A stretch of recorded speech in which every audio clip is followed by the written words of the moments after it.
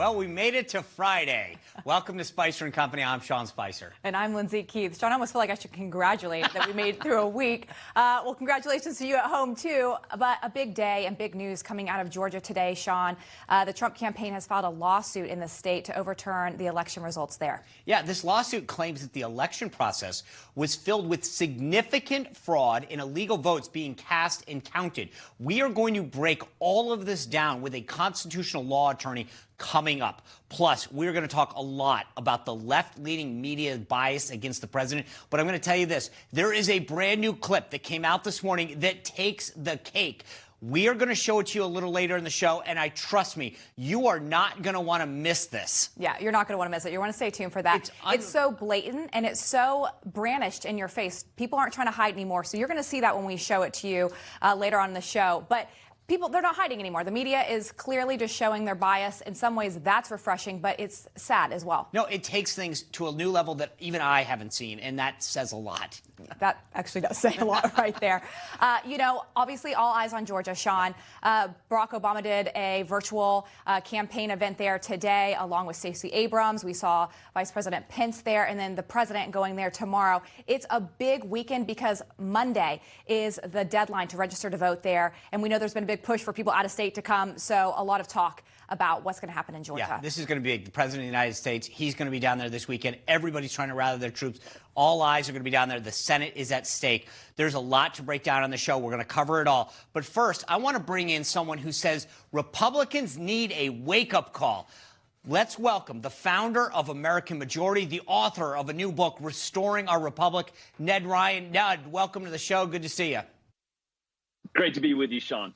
All right, you recently wrote an op-ed, and let me read our audience part of this. You say in it, conservatives only have ourselves to blame, investing ungodly sums of money in the wrong places, people, and ideas for decades has led us to this point. All right, Ned, I'm going to put you on the spot. Who are the wrong people, and where are we spending money that we shouldn't be spending? Well, I'll be honest. I've been very honest about this, Sean. I think we've invested way too much money into think tanks and white papers. The left is far more sophisticated in how they spend their C3 monies. Even look at how they did what they did over the last couple of years in regards to changing some of these election laws and the lawsuits that they filed. And we're plowing 80 to 100 million into Heritage and 50 to 60 million into AEI, hundreds of millions into local, state and local think tanks. When those are good for governing, Sean. But if you want to actually win political battles, we've got to become more sophisticated in how we spend our nonprofit dollars. And we've been doing this for 30, 40, 50 years.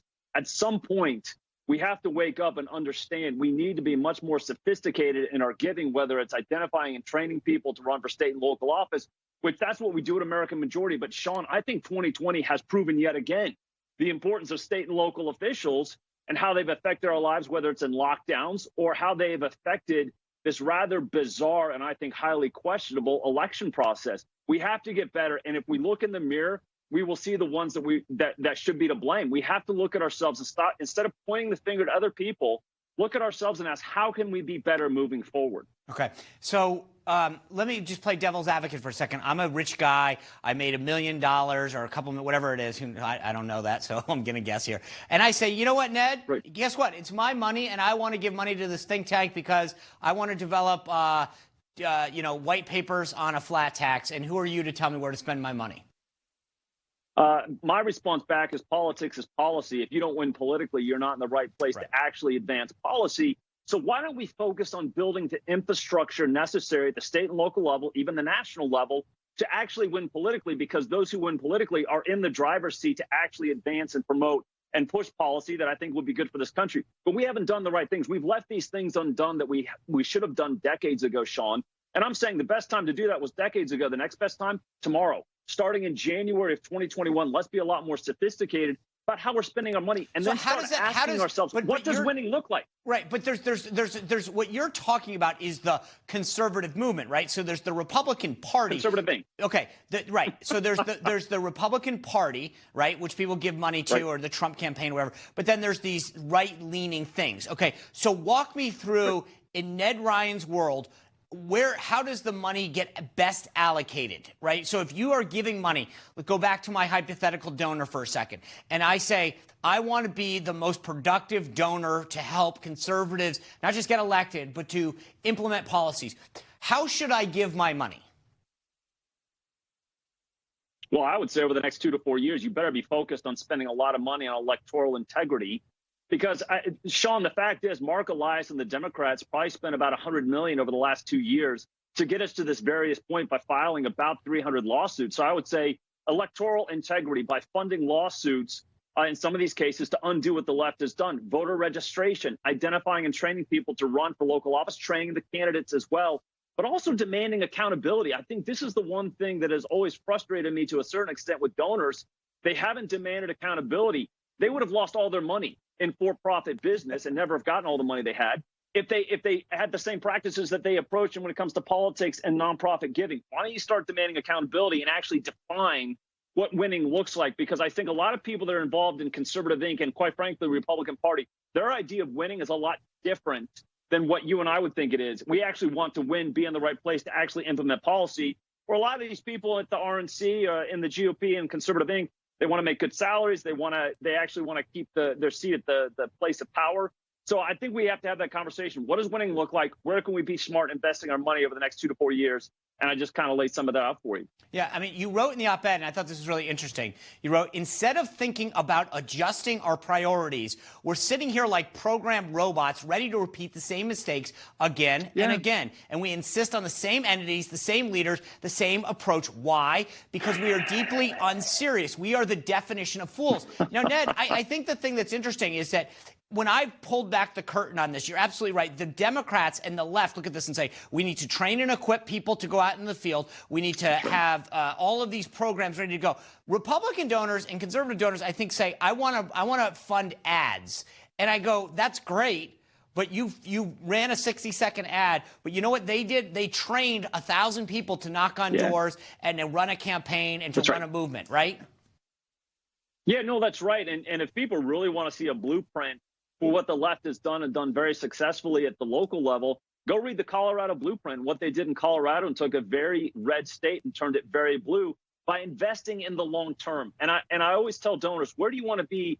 Not next year, but 3 years from now, 5 years from now, start thinking about where you want to be. And if you don't start changing your approach and how you're giving and your strategies and your tactics, we're going to end up in the exact same place. And I wrote an op-ed today, Sean, at American Greatness, in which I laid out electoral integrity project where we got to go address this. And if we don't do it and change the dynamics of how our election process works, and it's not completely different 4 years from now, guess who's to blame? Us. Right. Because we know what we should be doing. And if we don't do the right things, don't be screaming and pointing the finger at other people. Look at yourself and go, we're the ones to blame. And I have to say this one last thing, Sean, because I know you're going to talk about Georgia. I'm a little frustrated by the base, and I am of the base, right? The base throwing a bit of a temper tantrum in Georgia because the establishment isn't doing what they want it to do. You didn't do what you were supposed to do 10 years ago, dear base, because I told you, go in, run for local office, show up at conventions, run for precinct chair.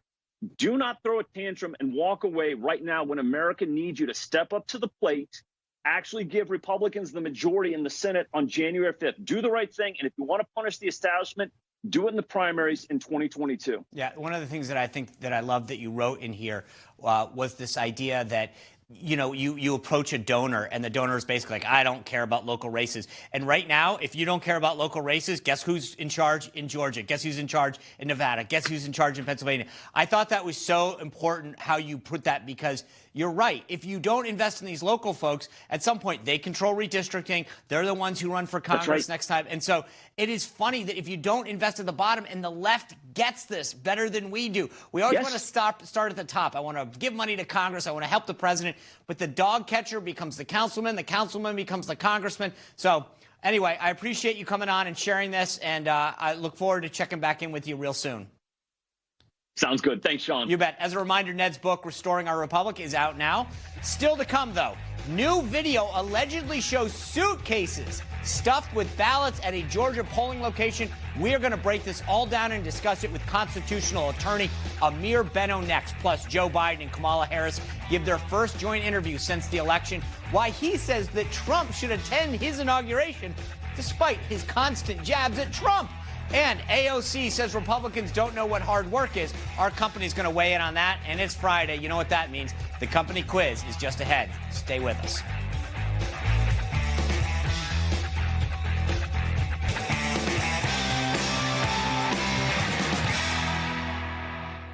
Trump Legal's team yesterday released a surveillance video of what they say is evidence of suspicious activity, Sean, by election officials in Georgia. Take a look and pay attention specifically to this video on the top right of your screen. So now they're going to start pulling these ballots out from under this table.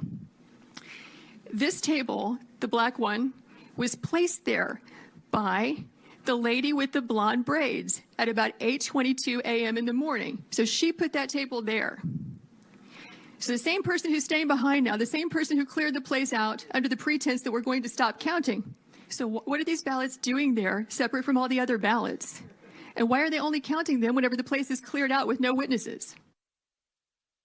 All right, well, earlier today on Newsmax TV, Georgia election official Gabriel Sterling responded to the claim that that video showed fraud. Listen.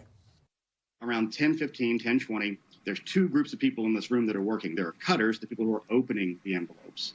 And then there's the people who are scanning, which is the ones we see on the video. And let's keep a few other things in mind. I've been in this room. It's really obvious there's video cameras everywhere. So they know they're being watched on that front. But when you watch the video, the process, those aren't suitcases. Those are regular absentee carriers used in dozens of counties across the state. That's how they bring those in. All right, joining us to discuss this is constitutional legal attorney Amir Benno. Amir, welcome to the show. Glad to have you. Glad to be here. Thank you. All right, well, that video went viral, and many people are not taking Sterling's explanation, obviously speaking for Raffensperger's office, Secretary of State there in Georgia, as feeling like it really is sufficient. Do you feel like that is a sufficient explanation? Well, I think it's the type of response that warrants a further inquiry and into an investigation. I mean, one has to question how come we as the American people underwent 2.5 years of an investigation by special counsel into Russian collusion for which there was no evidence.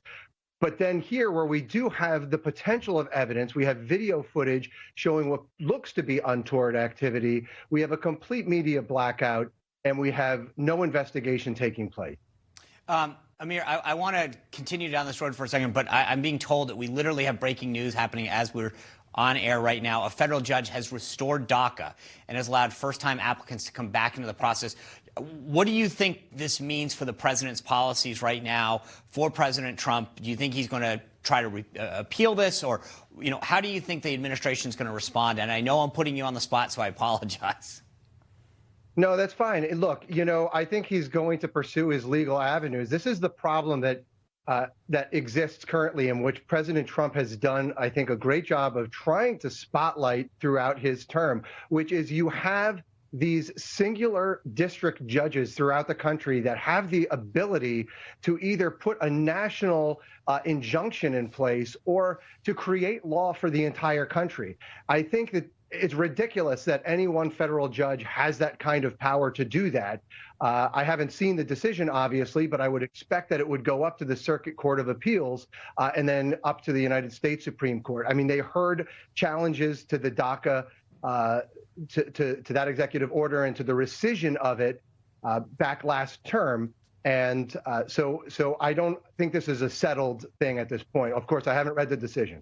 Fair enough. Right. Sorry about that. We appreciate you weighing in on it.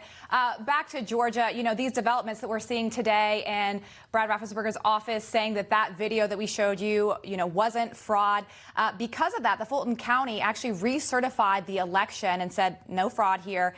And now Trump campaign has filed a lawsuit to overturn the results, asking to the court to prevent the certification of the election there. But do you feel like the campaign actually still has a case in the state? Because it seems like Raffensperger just wants to keep recertifying things there.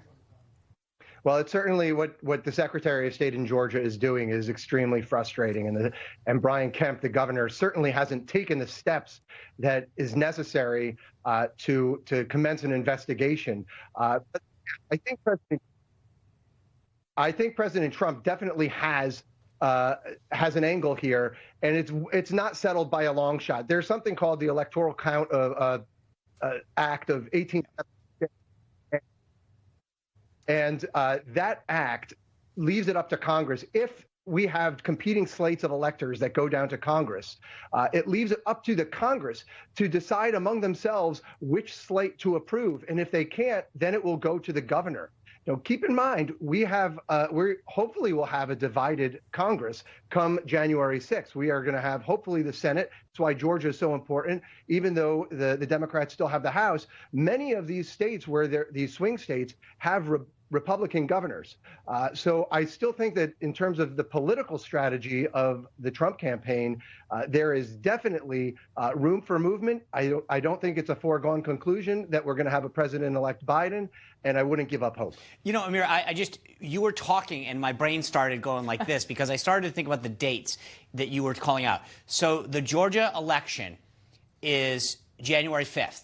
The Congress adjourns to count those electoral votes on January 6th. In my mind, I think it's crucial that there be a big win in that Georgia race so that Mitch McConnell can make a case to actually seat and swear in those two senators right away. Don't you agree? And I apologize, but I don't have but you agree with the premise on this? Completely agree with the premise. So yeah, on January 6th that's when Congress has to make the decision and approve the Electoral College. So that means if you live in Georgia, understand how important a decisive victory is. Amir, I appreciate you weighing in on us. Thanks for going with the flow on the breaking news, and have a great weekend. Thank you. You too. All right. You bet. Well, if you want to learn more about stories like this and the Georgia election, you can go to the Newsmax website, or, of course, you can view it on the Newsmax app, which is free to download, so we hope that you do so. Coming up, Joe Biden in an interview last night once again calling for unity for the country, but not all of his comments were consistent with that message. We're going to discuss next.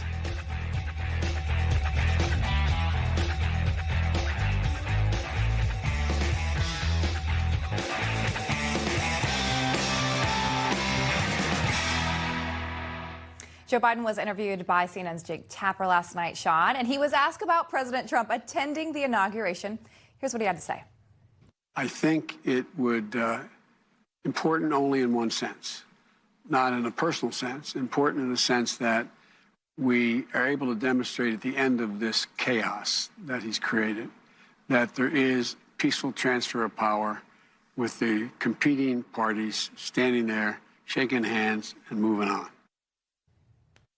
Biden keeps talking about unifying the nation, but also seems to be simultaneously taking digs at President Trump every chance that he gets. Joining us to talk about this is bestselling author of Blitz, David Horowitz. David, welcome back to the show. Good to have you. Thank you. David, so my question is, what a hypocrite.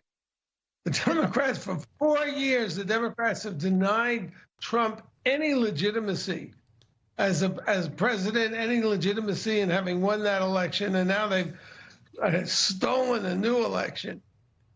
I think that I don't think this will happen, but that Trump should boycott the inauguration. Remember, 70 Democrats boycotted Trump. In that interview, they made it seem like, it would be a travesty if he didn't go, and they were talking about it afterwards. But the bottom line is, it's like he says, Lindsay pointed out, he wants unity, but then he kicks him in the face and says, but, to put the chaos that he created to bed, he should come to my inauguration. It's like he's kicking sand in his face and then saying, hey, come sit on my blanket and have lunch. I mean, they call him a traitor. Their attacks on Trump before he even got into office was the collusion as a traitor to the country. And they kept it up. And this jerk accused Trump in the presidential debate of killing personally 220,000 coronavirus patients. They accused him of being a murderer, and racist then becomes, even a lesser charge. Well, speaking about coronavirus, David, Biden was asked about a mask mandate last night, and here's what he said. I think my inclination Jake, is on the first day I'm inaugurated to say I'm going to ask the public for 100 days to mask. Just 100 days to mask. Not forever, 100 days. And I think we'll see a significant reduction if we occur that, if that occurs with vaccinations and masking to drive down the numbers considerably. All right, he said he's going to do this, wasn't going to do this, now he's going to do it. How do you think this is going to go over? I don't think it's going to go over too well. I mean, I don't think people are militantly against masks. It's the lockdowns that are the big problem. You know, but this is just to insinuate what a good boy am I. I mean, he's, you know, little Jack Horner is who Biden is trying to impersonate here. You know, they need to apologize to the whole party, Pelosi, Schumer, all of them. And they need to apologize to the American people for traducing the most sacred thing, which is the peaceful transfer of power. David, I don't see that happening. They're not going to apologize to the president. I mean, you know, we could all put that on our holiday wish list, but that's not coming anytime soon. Oh, man. David, it's good to see you. We're out of time, but thanks for being here. All right. David's best-selling book is Blitz. Well, let's switch back to Georgia. We talked so much about Georgia. The president was on Twitter once again today, reminding his followers that he's holding a big rally Saturday night in Georgia as he heads there to campaign for these Senate runoff races. You know, the tone of this message is so important. We've talked about that, Sean. But let's ask presidential political columnist at DickMorris.com and Newsmax analyst Dick Morris what the tone should be. Dick, good to see you once again. Good. Well, thank you, Lindsay. First of all, I think the basic fact here is that the Democrats gained 700,000 votes among between 16 and 20 in Georgia. They went from 1.8 million votes to 2.5. Republicans went from 2.1 to 2.5. And every one of these swing states, the Democrats gained more than the Republicans did in total votes. Pennsylvania, 200,000, Michigan, 300, Wisconsin, 100, Georgia, 300, Arizona, 100. On the other hand, in the blue states, where no matter how much the Democrats didn't need to steal any, Republicans gained more than Democrats. And in the red states, where there was no hope of winning, even if they stole everything, Republicans again gained more than Democrats. But Dick, it was only in the swing states that the Democrats really stuffed the ballot box. But Dick, do you think this is what the president's message should be tomorrow, to talk about this, or should he hone in on Georgia? Well, he should hone in on Georgia and talk about the incredible tactics the Democrats used to steal Georgia.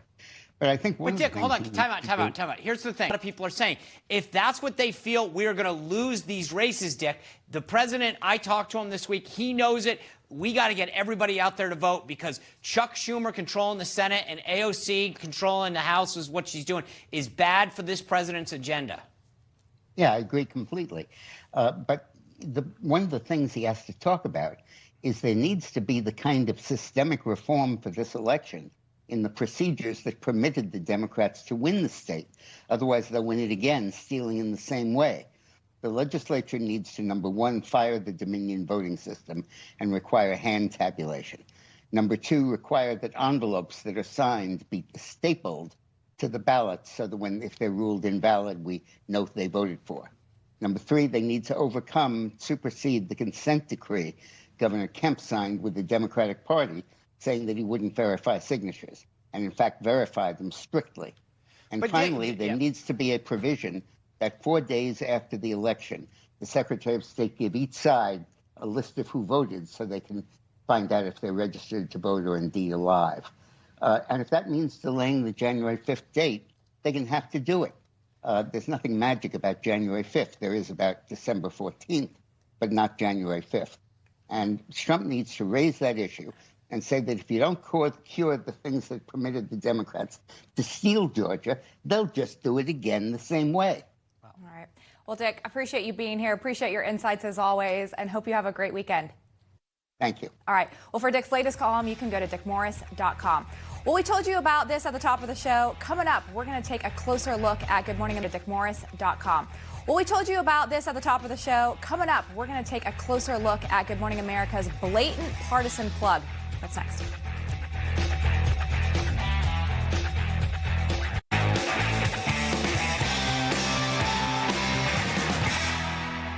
Lindsay, we mentioned this at the top of the show, and I'm excited to finally deep dive into this.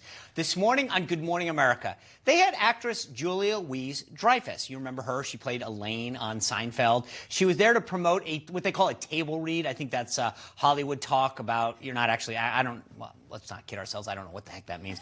But it's for the show Veep, right? Admittedly, I've seen some of the episodes. They're kind of funny sometimes. But this is where the story gets really crazy.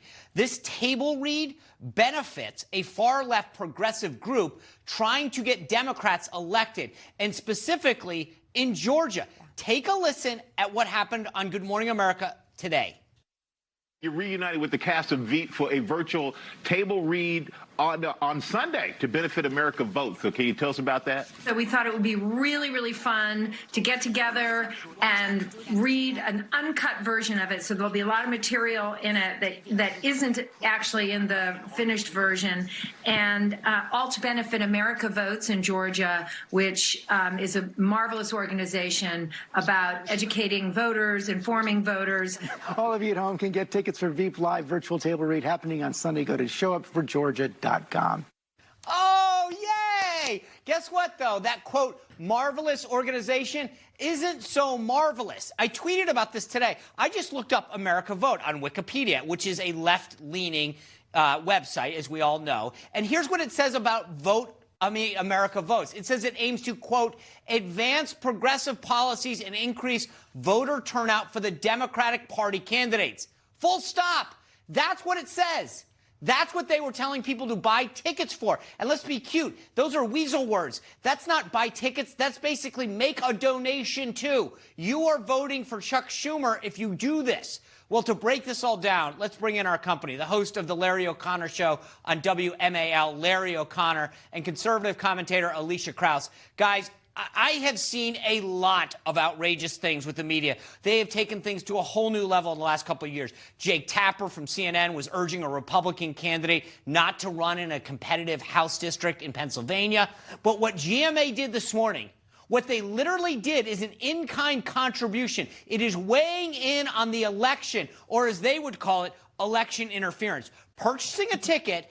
When you do that, you are making a donation to that group, and they are tacitly promoting this particular group. Larry, let me start with you. Yeah. I mean, I cannot believe that this is just sort of business as usual now. We're shocked that the former Clinton administration and friend of Hillary and huge supporter of the Clinton initiative, George Stephanopoulos, is in some way putting his thumb on the scale for the Democrats. The bigger, it is outrageous. You're absolutely right. The bigger insidious story here has to do with the voter makeup in Georgia. Listen to what Julia Louis-Dreyfus says here. We want to educate voters in Georgia. Yeah. Here's what happened.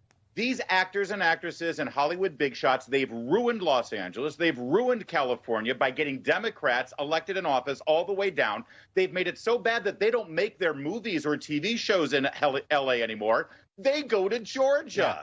They do. There's movie studios in Georgia, and now they hate the people who live in Georgia for their conservative politics. So now they're wanting to make Georgia just like California. Right. So if anything, thanks to our conversation here, Sean, this should motivate Georgia. There should be a boomerang effect here. Anything that George and Julia Louis-Dreyfus want you to do the opposite and keep Georgia, Georgia. Right. Alicia, you know, one of the things that they touted during that is that they're going to have all these special guest stars. Stephen Colbert and Mark Hamill, who was Luke, who, guess what? All hate Trump. This was touted as like this really fun Sunday night thing to do. When in fact it's an educational, super cool thing that you could maybe log into with the family, right? But I would actually, I 1,000% agree with your in-kind donation remark, and I think that the mainstream media for decades has actually been giving leftists and liberals in-kind donations through all of the glowing coverage. I think Hillary Clinton saw this in 2016, still didn't help her win because she was such an awful candidate. And I think that we've seen, Biden and Harris had the same thing in 2020, these glowing remarks about his all-female and diverse cast of characters that he's going to be welcoming into his White House and into the West Wing. It is, I wish it was laughable because, you know, behind every joke there's a hint of truth, but it's so true and it is so consistent and also so dishonest because of the way that they present it. They want the average American watching to think that this is an unbiased organization and to think that Good Morning America is unbiased when truly their bias is bright and clear to all of us who are paying attention. 100%. Yeah, and I think the only thing good that has really come out of this in a sense is it is a clear bias now. To your point, Alicia, you say, you know, they give these glowing remarks to people, but now they're actually saying donate to these liberal causes. So it is in your face. You cannot say that they are not biased. They cannot say they're not biased. I want to get your guys' take real quick on this. AOC tweeting this, trying to defend herself. She says, the thing that these conservative senators don't seem to understand is that I've actually had a physically difficult working class job without good health care most of my adult life. I bring that work ethic to Congress and to my community. They sit around on leather chairs all day. You know, obviously, I think it's great that she has working class experience that she can bring to the table there. She's trying to defend her job as a waitress. She feels like she's being attacked here. You know, but the crazy thing is, Larry, the fact that she acts like they just sit in leather chairs all day, and because they have a different experience, they can't bring anything to the table if they haven't had the same job as she has. Yeah, it's incredibly insulting. She acts like she's the only person who has come from a humble job and made it to Congress. And by the way, I got two things to say about this. She says most of her adult life. She's 30 years old, right? Please correct me if I'm wrong. But isn't she like 30, 32 years old? Yeah. So most of her adult life, Obamacare, the Affordable Care Act, was passed in 2010. Which was supposed to be the savior of all of us with health care. So literally her adult life has been dominated by Obamacare, and she just said it's lousy. So I'm missing a disconnect here. She's basically saying what was supposed to save health care in America, the Obamacare, was lousy and ruined her life. But somehow she's so special, she was able to get through that and make it to Congress.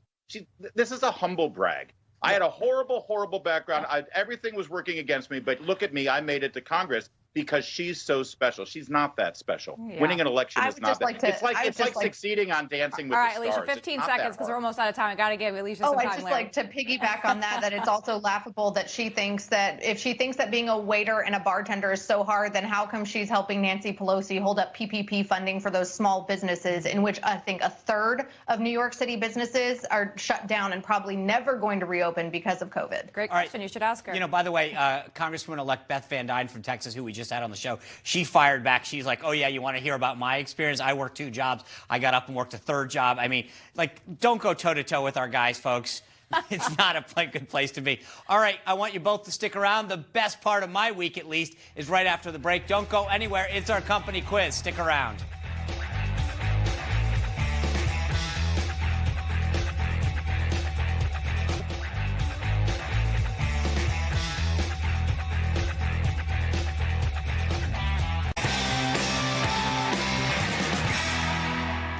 All right, it's Friday, and you know what that means, or I hope you do. It's time for the company quiz. Now, I know we have a ton of new viewers. Thank you for watching. Here's how this works. I take stories making headlines in the news and ask related trivia questions. Here to play is current reigning champion, conservative commentator Alicia Krause, and host of the Larry O'Connor Show of WMAL, Larry O'Connor.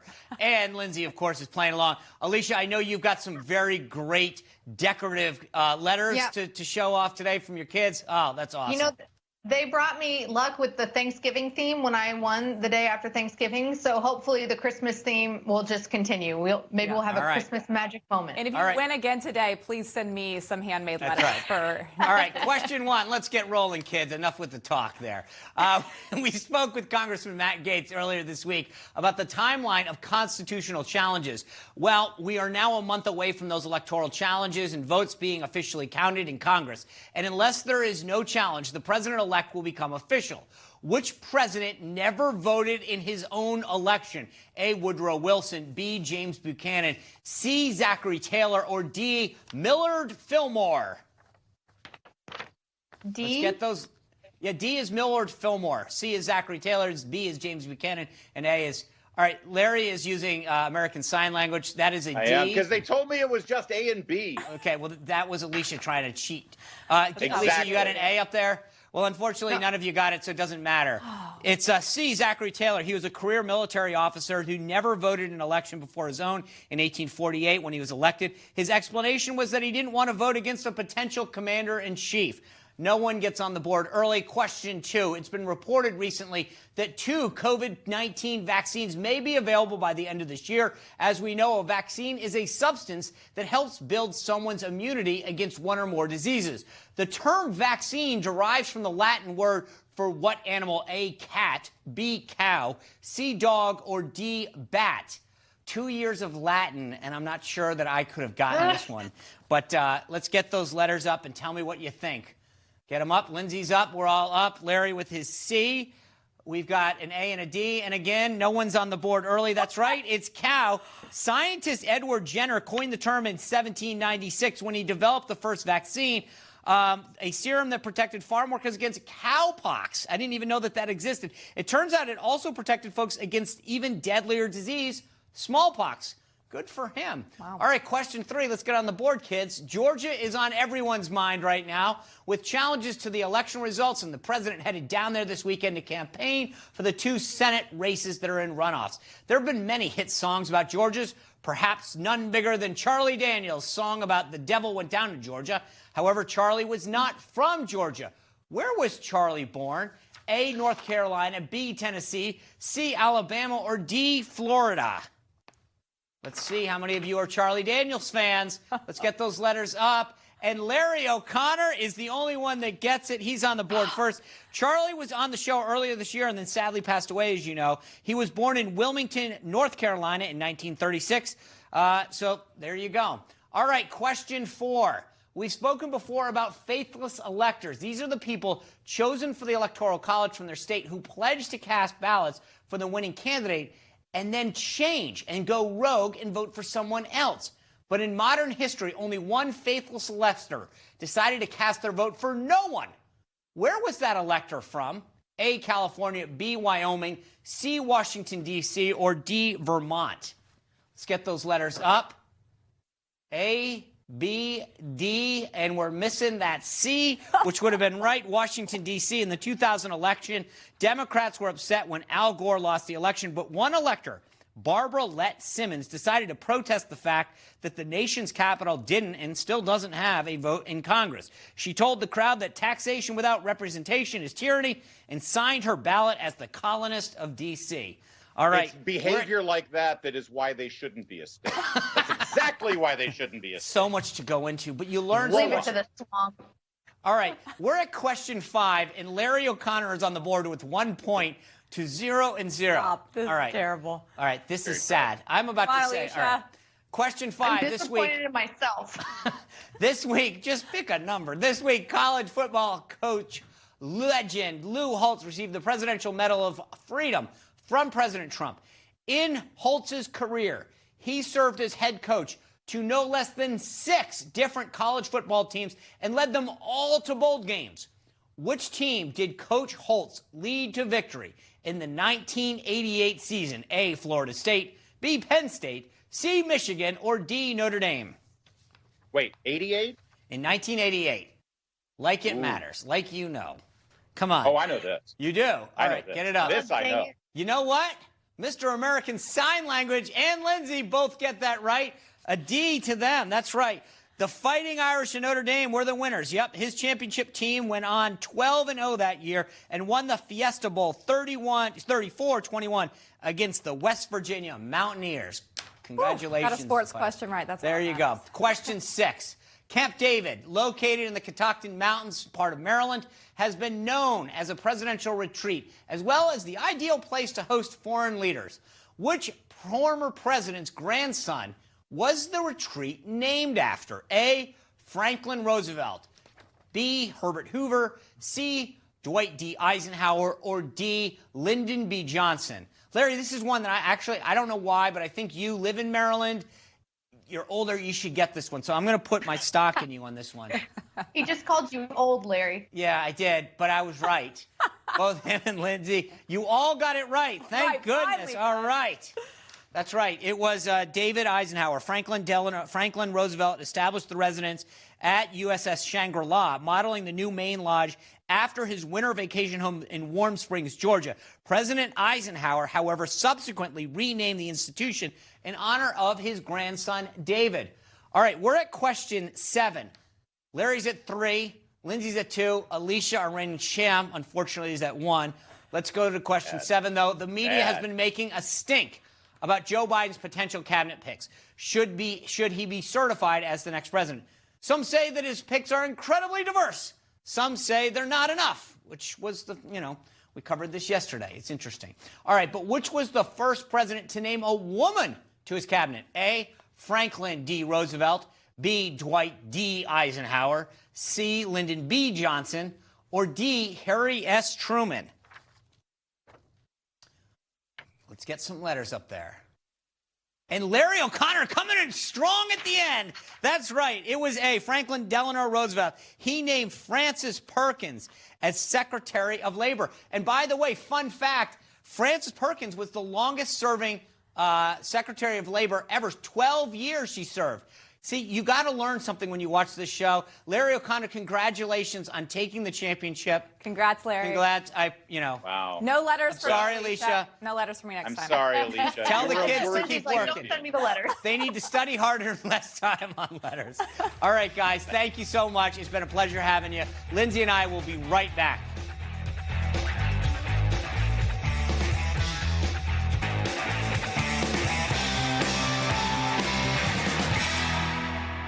All right, Lindsay, we've been talking about Georgia the whole show. I mean, we even brought it up in the quiz, but this is big, right? I mean, this is what it all comes down to. The president's going to be down there this weekend, and, we're going to be really interested in what he has to say and what message he's given folks. Yeah, I know we talked to Dick Morris about that, but this message is critical. It's critical for voters in Georgia to know they shouldn't boycott this election, that they need to get out there, that all is relying on Georgian voters and how the Senate plays out. And so his message tomorrow is what is important. Obviously, the vice president was down there today, and we saw also Obama doing a virtual rally. I mentioned that earlier, but you had Stacey Abrams there, and then Ossoff and Warnock as well. Yeah, on Monday, we are going to have a crucial interview with Senator David Perdue from Georgia. He'll break down everything that happened. You're going to want to hear exactly what David Perdue says. His seat is on the line.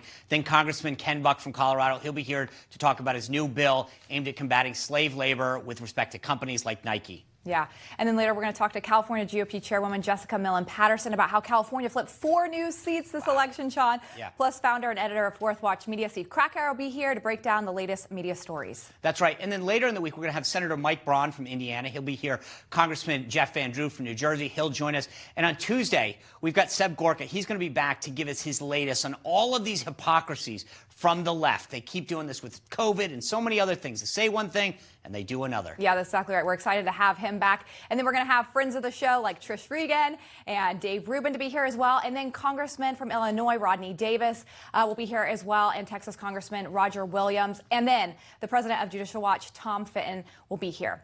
It's going to be a great week. That's our show for this week. Greg Kelly Reports is up next. Hey, thanks for being part of our company. Have a great weekend, and we really look forward to seeing you back here on Monday.